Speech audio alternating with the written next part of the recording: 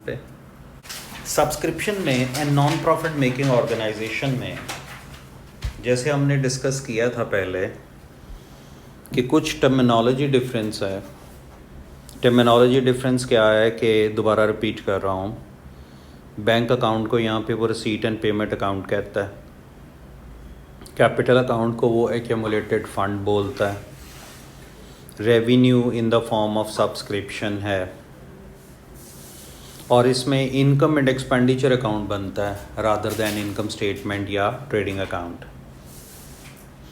अब अगर आप क्वेश्चन नंबर 2 पे आएँ तो वो कहता है BH sports club provides sporting facilities and a cafe for the use of its members and guests. The clubs financial year ends on 31st July. The following information is available. Assets and liabilities, अगर हम assets और liabilities की बात करें तो ये assets और liabilities beginning की हैं और ये 2020 एंड की हैं। बेसिकली एसेट्स एंड लायबिलिटीज़ इसलिए दी जाती हैं ताकि आप स्टेटमेंट ऑफ अफेयर्स प्रोड्यूस करके एक्यूमुलेटेड फंड एट बिगिनिंग निकाल लें। ठीक है, आपने जब अगर SFP बनानी है तो स्टेटमेंट ऑफ फाइनेंशियल पोजीशन में बच्चों आपको ओपनिंग एक्यूमुलेटेड फंड चाहिए। आप ओपनिंग एक्यूमुलेटेड फंड कैसे कैलकुलेट करेंगे?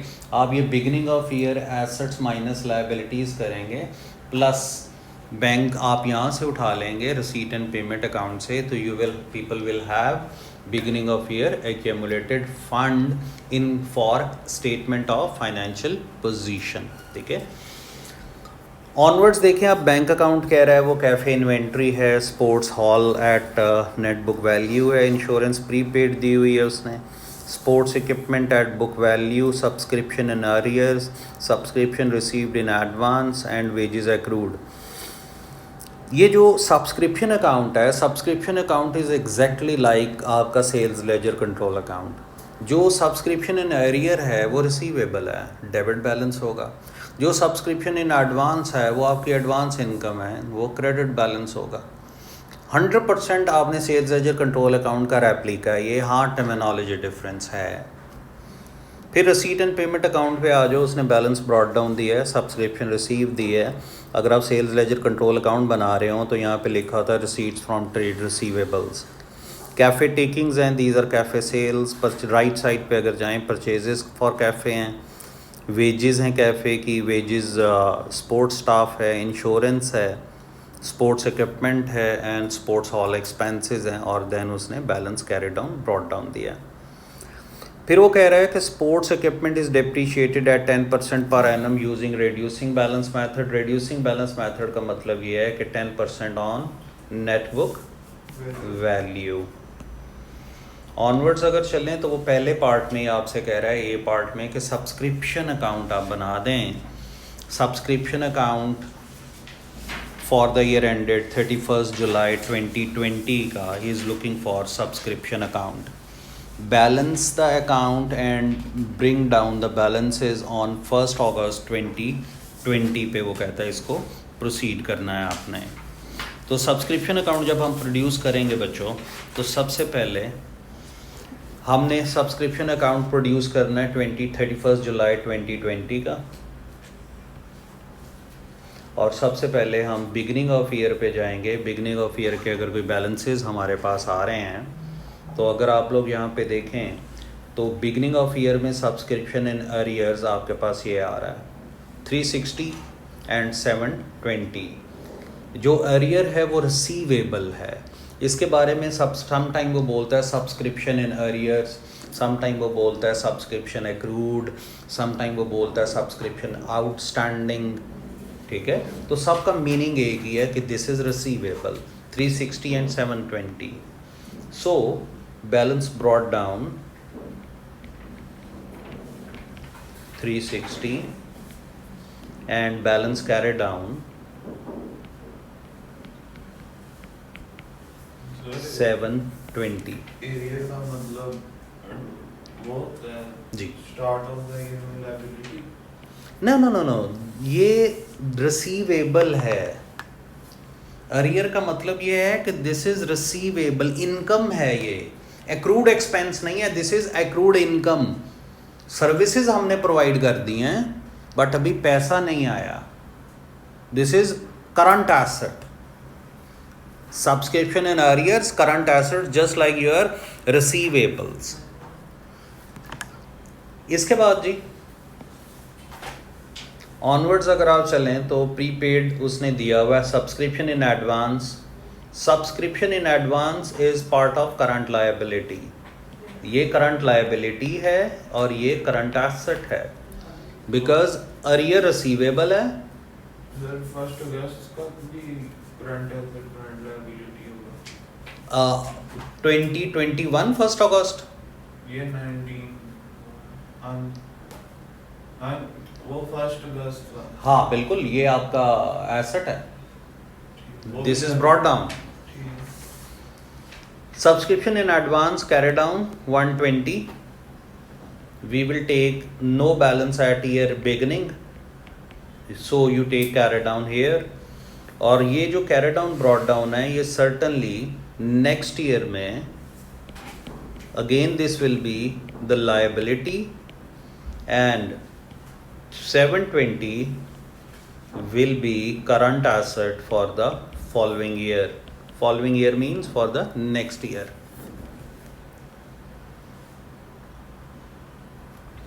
If any advance appear at beginning of year, then I will write it here. If any advance appear at beginning of year, I will write it here. Is known as balance brought down. Complete. मैं format एक दफ़ा complete कर दूँ आप लोगों को. इसके बाद बच्चों आप लोग देखें ये सब्सक्रिप्शन रिसीव्ड आई है. बैंक डेबिट हो रहा है. बैंक डेबिट हो रहा है. सब्सक्रिप्शन अकाउंट क्रेडिट होगा 9960. I will write here 9960 and this is receipt and payment account. अगर आप सेल्स लेजर कंट्रोल अकाउंट को माइंड में लेके आओ तो उसमें भी रिसीट्स जो हैं वो राइट साइड पे आती हैं from trade receivables. Advance brought down means कि अगर साल के शुरू में कोई सब्सक्रिप्शन इन एडवांस होती like if any value appear here. हाँ यहाँ पे कोई वैल्यू अपेयर हो रही होती तो वो बिगनिंग की होती तो उसको वो लायबिलिटी थी उसको मैं यहाँ पे मेंशन कर देता. अब आप देखें सब्सक्रिप्शन की और तो कोई मुझे एंट्री नज़र नहीं आ रही क्वेश्चन में. बट वन थिंग मोर, अगर कोई बैड डेट हो सब्सक्रिप्शन का तो वो इधर आएगा जी. If there is any bad debt of subscription you write it on right side, and after this we will close down this income this subscription account. Right side total is 10680. This side is also 10680 minus 360 minus 120. We will have income and expenditure 10,200. This is our income जी. Income and expenditure. This is income. Account में देखो subscription receive लिखा हुआ है, ऐसे ही वो लिखेगा. Subscription simple लिख देगा या रिसीव्ड लिख देगा. तो अगर बैंक डेबिट हो रहा है तो इसका मतलब है वो पैसा आ रहा है, पैसा रिसीव हो रहा है जी. Any question? ओके, ऑनवर्ड चलते हैं. फिर वो क्वेश्चन में कह रहा है calculate the cafe profit for the year. देखें इससे पहले कि मैं कैफे प्रॉफिट पे जाऊं मैं थोड़ी सी चीज़ें रिपीट करता जाऊं. जो क्लब होता है basically non profit making organisations हैं, ये एक किस्म की आपकी वो ऑर्गेनाइजेशंस हैं जिनका मोटिव नहीं है प्रॉफिट अर्न करना. But these organisation have to earn certain level of profit. उन्होंने एक्सपैंड करना है, एक क्लब से दूसरा क्लब बनेगा. दैट इज़ वाई वो कुछ सरप्लस जो है वो अर्न करती हैं बट उसका मोटिव नहीं है. अब सरप्लस अर्न करने के लिए उसी नॉन प्रॉफिट मेकिंग ऑर्गेनाइजेशन में कुछ छोटे छोटे सेक्शन भी खुले होते हैं जो प्रॉफिट अर्न करके देते हैं, जैसे cafe, restaurant, sometime dinner and dances, sometime matches, कोई कॉन्सर्ट, इस किस्म के फंक्शन भी क्लब अरेंज करते हैं और उससे भी क्लब रेवेन्यू जनरेट करते हैं। तो आप लोगों ने एक चीज़ याद रखनी है हमेशा, अगर किसी भी चीज़ की इन्वेंट्री एग्जिस्ट कर रही है आपके पास क्वेश्चन में, वो चाहे कैफ़े है, चाहे वो रेस्टोरेंट है, चाहे वो फ्लावर्स हैं, चाहे वो गिफ्ट है, कुछ भी है, किसी भी चीज़ की इन्वेंट्री आपको नज़र आ रही है क्वेश्चन में, तो याद रखें उसका आपने वर्किंग में ट्रेडिंग अकाउंट बनाना है छोटा सा। उसका जो प्रॉफिट या लॉस है वो इनकम एंड एक्सपेंडिचर में जाएगा। कीप रिमेंबर, उसका जो प्रॉफिट या लॉस है वो इनकम एंड एक्सपेंडिचर में जाएगा, ये आपने याद रखना है। ऐसा नहीं है कि आपको वो हमेशा just like this part B part की तरह डायरेक्शन देगा कि जी कैफ़े का प्रॉफिट निकाल दो। अगर वो सब्सक्रिप्शन अकाउंट के बाद डायरेक्ट मेरे से इनकम एंड एक्सपेंडिचर अकाउंट मांग लेगा तो कैफ़े का प्रॉफिट मुझे ऑटोमेटिकली कैलकुलेट करना पड़ेगा। वाई? बिकॉज जब मैं क्वेश्चन को रिव्यू करूंगा तो मैं यहाँ पे देखूंगा कि इन्वेंट्री एग्जिस्ट कर रही है, सो उसके लिए मैं इनकम स्टेटमेंट छोटी सी ड्राफ्ट कर लूँ। राइट हो क्या? अच्छा जी, अब देखें कैफ़े की टेकिंग्स आ रही हैं आपके पास। These are cafe sales 13,520। Start करते हैं जी कैफ़े का 13,520 जी, दिस इज कैफ़े रेवेन्यू। इसके बाद आप लेस करेंगे cost of cell.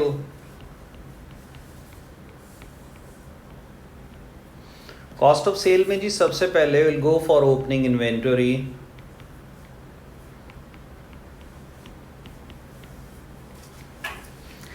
Cafe opening inventory is 520 plus cafe purchases.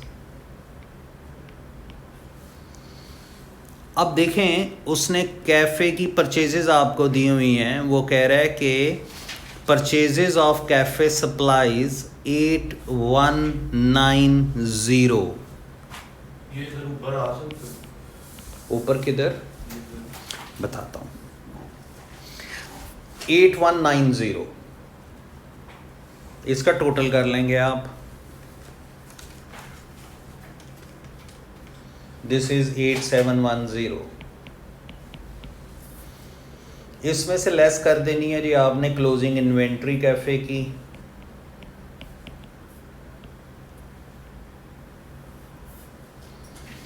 Cafe closing inventory is 770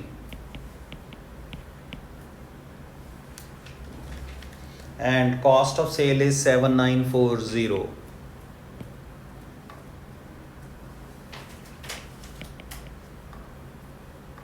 This is cost of sale and 5580 is gross profit.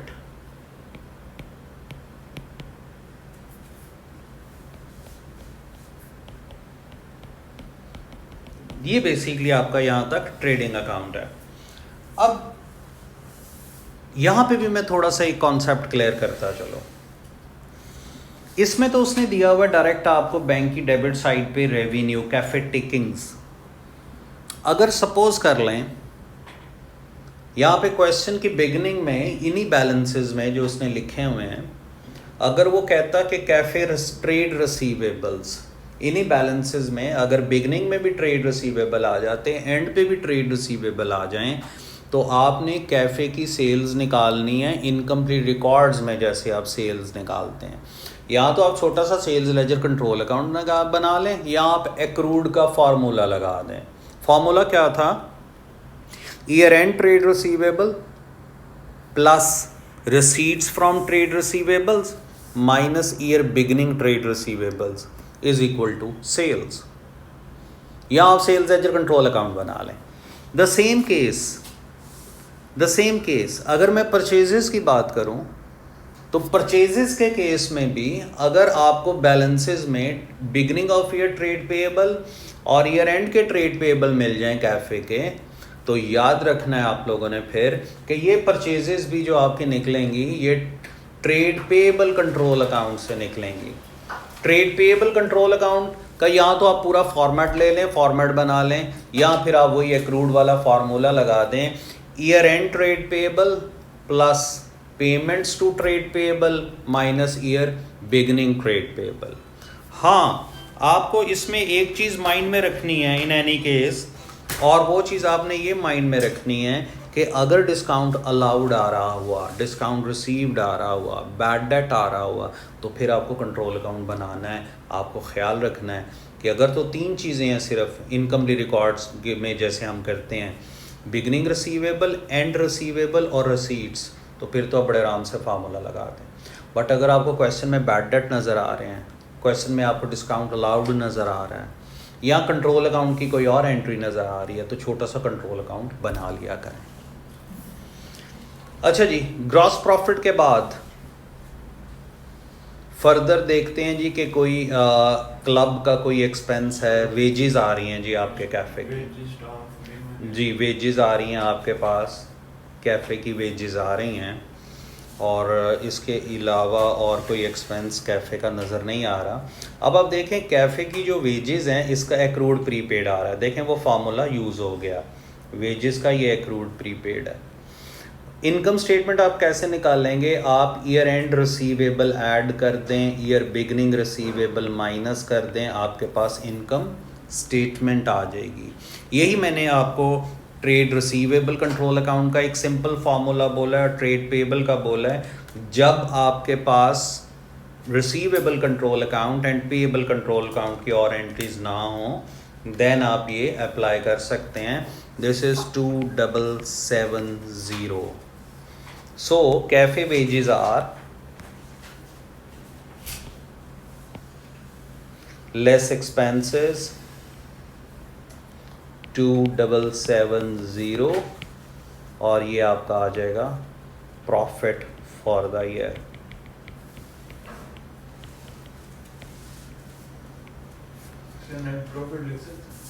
Profit for the year, net profit आप लिखेंगे marks cut जाएंगे, पहले लिखा जाता था 2810। Formal answer में ये गलती नहीं करनी। हाँ, वर्किंग है तो जो मर्जी कर लें आप। 2810। इसके बाद उसने मांग लिया जी आपसे सी पार्ट में इनकम एंड एक्सपेंडिचर अकाउंट पे चलते हैं। सबसे पहले इनकम पे बात करते हैं।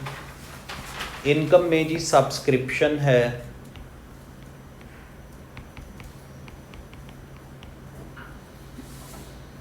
सब्सक्रिप्शन का आपने पहला टी अकाउंट बनाया था 10,200।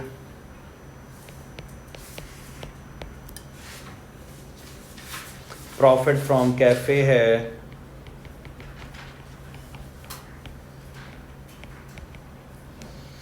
अगर आप प्रॉफिट फ्रॉम कैफे देखें तो वो आपने 2810 कैलकुलेट किया।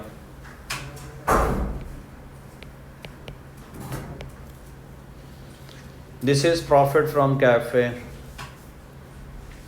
इसके बाद और कोई इनकम नज़र नहीं आ रही, तो ये these two are incomes only. अब हम क्या करेंगे जी, इसका टोटल करेंगे 12,200 plus 2810। Subscription 1 minute, yes 10,200।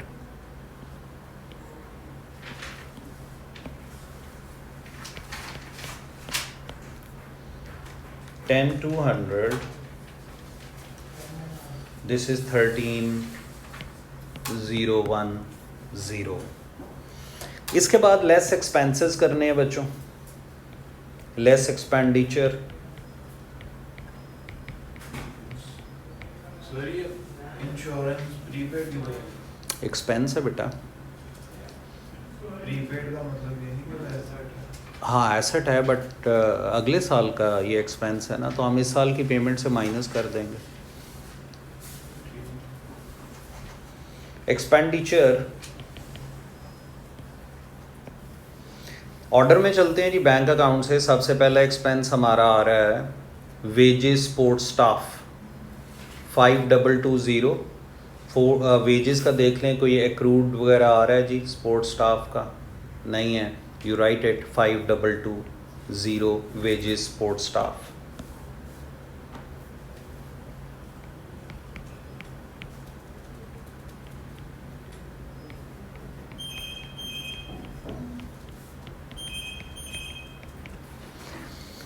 Sports staff की वेजेस के बाद next expense is insurance sports hall and equipment 1430 और इंश्योरेंस का प्रीपेड आ रहा है जी यहाँ पे दिस इज़ इंश्योरेंस प्रीपेड अगर आप देखें तो ये इंश्योरेंस का प्रीपेड आ रहा है ऊपर तो प्रीपेड को हम डील करेंगे this is beginning and this is year end तो beginning of year insurance current year का एक्सपेंस है सो ऐड कर देंगे और 440 नेक्स्ट ईयर का एक्सपेंस है सो उसको हम माइनस कर देंगे तो we will have insurance value 1430 plus 400 minus 440 1390 is insurance value prepaid में ये बिगनिंग ऐड होता है जी क्योंकि प्रीपेड में ईयर बिगनिंग इसलिए ऐड होता है बिकॉज लास्ट ईयर आपने एडवांस में पे कर दिया था बट वो एक्सपेंस इस साल का था तो ईयर एंड इसलिए माइनस होता है क्योंकि वो अगले साल का एक्सपेंस है बट हमने करंट ईयर में उसको पे कर दिया है शॉर्टली हम इसको ऐसे समझते हैं ये 440 करंट एसेट है वो current liability both 440 year and का करंट एसेट है 400 ईयर बिगिनिंग का करंट एसेट था हाँ पिछले साल का यानी तो वो इसलिए प्लस हुआ है 1390 इंश्योरेंस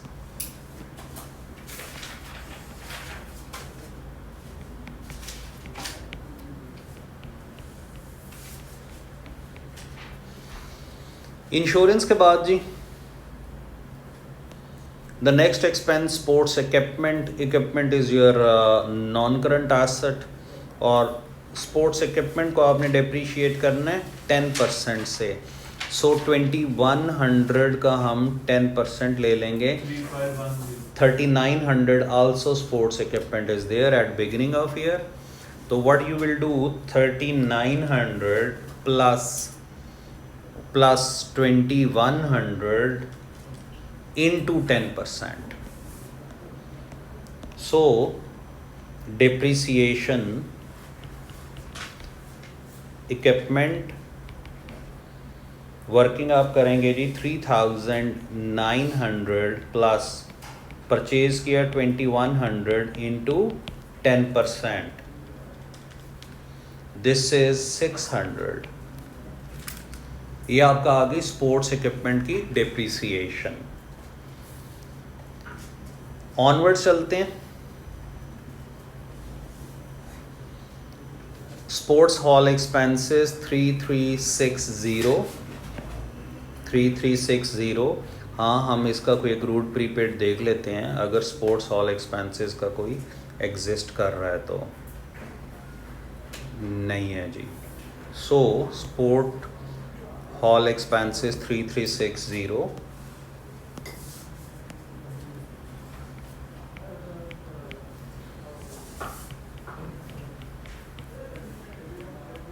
हॉल एक्सपेंसेस इसके बाद जी फाइनली हमें डेप्रिसिएशन एक और देखनी है कितनी आ रही है एक और नॉन करंट एसेट भी है क्वेश्चन में difference sports hall book value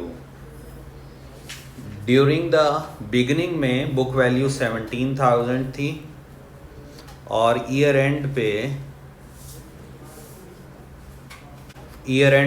book value हो गई 16,560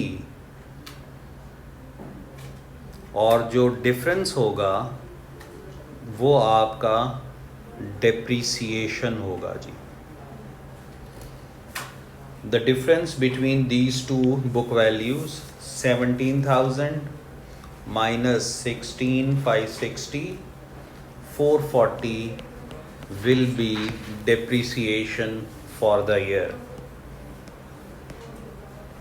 SOFP तो बनती है as it is there is no change in SOFP will be just like sole trader but उसमें सिर्फ फाइनेंस बाय जब आता है तो उसमें क्यूमुलेटेड फंड एंड सरप्लस आ जाता है ड्राइंग्स नहीं होती हैं इसकी SOFP में वो सर्टनली किसी पेपर में कहीं ना कहीं SOFP मांग लेगा and we will produce it अब आप एक्सपेंसेस का टोटल कर लें 5220 प्लस 1390 600 3360 एंड 440 11010 -13010, तो आपका प्रॉफिट फ्रॉम सरप्लस इज 2000। इसको आप कहेंगे surplus of income over expenditure जी। और अगर लॉस हो तो आप कहेंगे deficit of income over expenditure. फिर इसके बाद आपसे वो डी पार्ट में कह रहे जी, state what the balance on BH sports club accumulated fund represent. Accumulated fund represent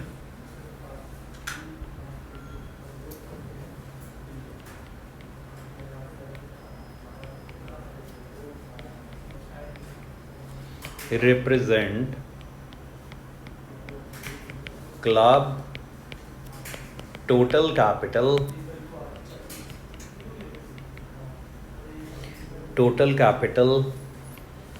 which the club sum with different methods। इसका मतलब ये है कि एक्यूमुलेटेड फंड बेसिकली क्लब का कैपिटल होता है, और जो क्लब उस एक्यूमुलेटेड फंड को इकट्ठा करता है वो डिफरेंट मेथड से करता है। यानी कि जैसे सपोज़ कर लें आप क्लब को ज्वाइन करते हैं, तो क्लब कहता है जी आपकी मेंबरशिप फ़ी तो साल की इतनी है, बट आपने मेंबरशिप फ़ी ये अदर दैन सब्सक्रिप्शन देनी है। जैसे आप किसी क्लब में जाते हैं, वो कहते हैं नहीं मेंबरशिप फ़ी 20 लाख है और आपकी एनुअल जो है वो इतनी है।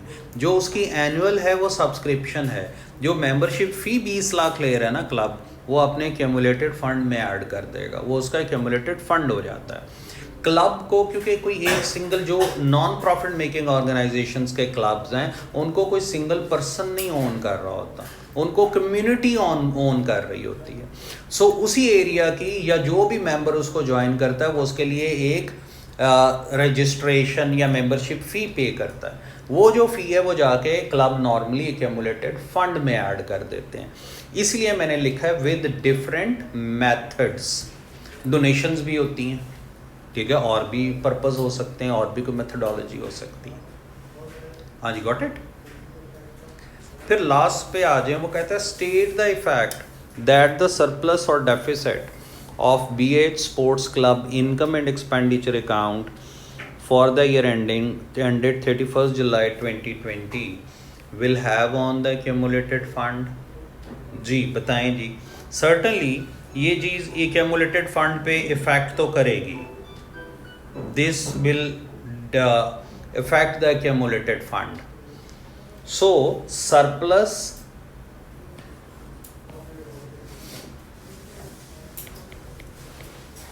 of income over expenditure will increase club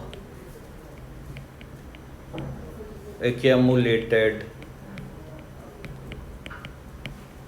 fund।